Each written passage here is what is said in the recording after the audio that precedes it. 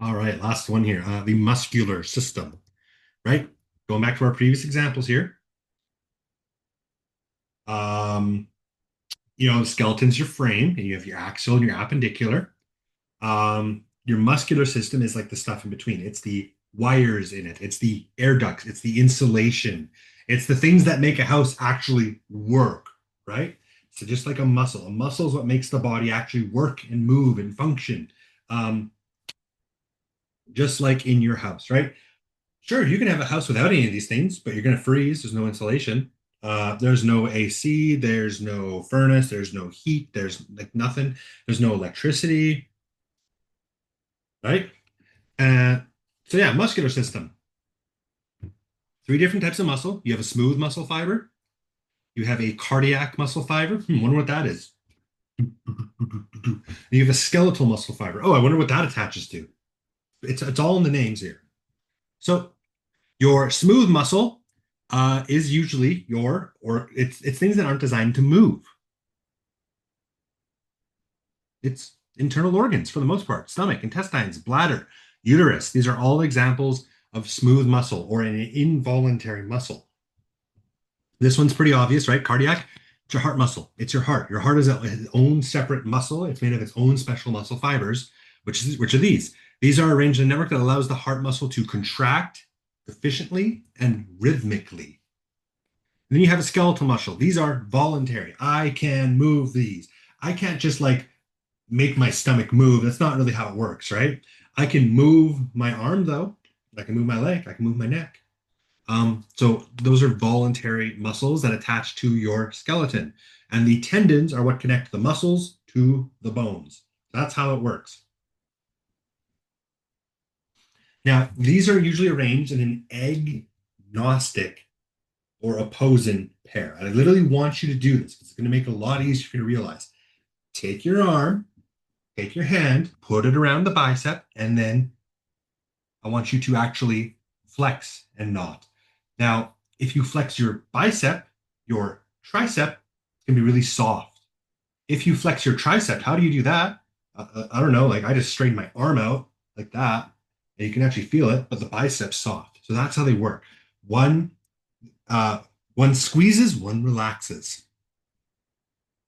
Now, your skeletal muscles are arranged in fibers, which are further like slimmed down into myofibrils. Now, myofibrils are even smaller, which are like myosin and actin. So like it's kind of like a system, right?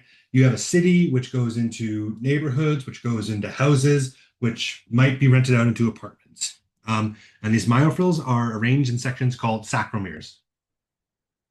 I don't know if you guys can hear my cats. Um, so here you go.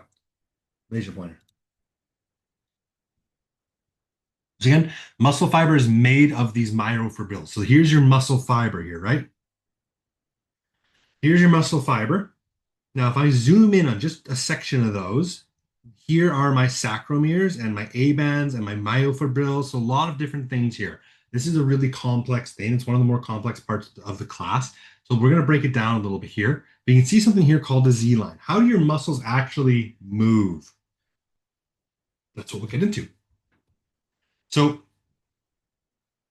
once, if I tell my arm, hey, arm, move, the nerve signal hits the muscle, and then the actin filaments in them, the actin filaments, right? Actin filaments, these things here, like this is a cross section of this. Those little dot, dot, dot, dot, dot, all of those things start to slide towards one another. I want my muscle to contract. It's going to do that, right? It's going to slide towards each other. Think about like tectonic plates. If I want it to relax, no, it's going to slide away from each other. When it slides towards, it contracts. When it slides away, it relaxes. So again, like the Z, you're going to see, you probably read like the Z line, like what the heck is that? That's what this thing is here, right? Again, it's sliding towards each other. Again, if you're really looking at this here, when it's relaxed, it's like this. When it contracts, you can see that these things actually move into each other, and a fully contracted one is completely hitting it. You have skeletal muscle strength, so you have slow twitch and fast twitch muscles. They serve different purposes. You have different ratios of each of them in you. Slow twitch have more endurance. This is why you can walk for 6 hours. Um, but you might not be able to do a different activity. You might not be able to bicep curl for 6 hours, right? You can't do that. Not the same way, anyways. But you can walk for 6 hours for sure. So a slow twitch muscles have much more endurance, but they have less explosive power. They have less energy than them. So they have something called myoglobin, which stores your oxygen and acts as an oxygen reserve. That's why they work so much. Now, a fast twitch muscle, they fatigue easy, they tire very easily, but they're able to generate much more stronger power. Think about a cheetah, fastest, animal in the world. They can only run for like a minute. They tire out too quick afterwards, right? But I can go for a nice leisurely jog for a long time. So fast twitch muscles, they fatigue easy, but they're boom, they're explosive, they're really strong, they're really fast, they're good at rapid and slow stuff. But they rely on They rely on your anaerobic metabolism. Slow twitch have the oxygen reserves in them. Fast twitch muscles do not. You need to constantly provide new and more oxygen. And as that oxygen burns up, it leaves behind lactic acid. And anyone you ever worked out so hard or like worked so hard that like you're like, oh my God, my arms are really stiff. My legs are really stiff. They're really cramped up. They're really tired. You get that really sick, tired feeling the next day. That's lactic acid. That's what that is. So it's a byproduct of you using energy in these muscles. Okay.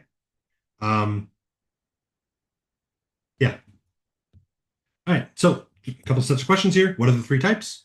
Think about them. Again, pause the video. Think. Don't just look at your notes. Think about them. Smooth, cardiac, and skeleton. What are the events involved in contraction at the cellular and molecular levels? Oh, one of the hardest questions we're ever going to do in this class. So I've tried to break it down here as simple as I can, and I'm going to break it down even further here in a second. But once that nerve signal hits that muscle, those filaments slide. They slide and make that muscle contract. There's ATP in your system. Uh, Now this changes position and moves on those filaments. So it's connected. Something's ATP's walking across it, right? So as these slide towards each other, those Z lines contract and those thick filaments pull the thin filaments. This is as simple as I can make it, guys. Okay, if we're keeping it in the scientific terminology, the nerve hits the muscle, the ATP crosses the bridge of those actin filaments, the Z line contracts, and the thick filaments pull the thin filaments. I know it's a lot. I'm sorry. It's the science portion of the class. If you're really good at this stuff, you probably make a pretty good doctor. And then what's the difference between slow twitch and fast twitch? So slow twitch have more endurance, they have more mitochondria, and they function well in long distance exercises, right? They have that oxygen built into the system. Fast twitch muscles, they fatigue. Fatigue is break. Easier, but they're much faster and stronger and better for rapid, repeated, short movements. They build up that lactic acid easier because you're constantly bringing in and burning more oxygen for those, and that's what leaves it behind, right? If I burn gasoline, one of the byproducts is CO2. This is why you can't just breathe in a bunch of fumes, right? You can think about ATP the same way. It's poisoning the muscle in a sense, not like actually poisoning it, but it makes it less useful. And eventually, if there's enough lactic acid in it, it just cramps up and ceases to stop working for a bit, right? I don't know why I have this. All right, cool.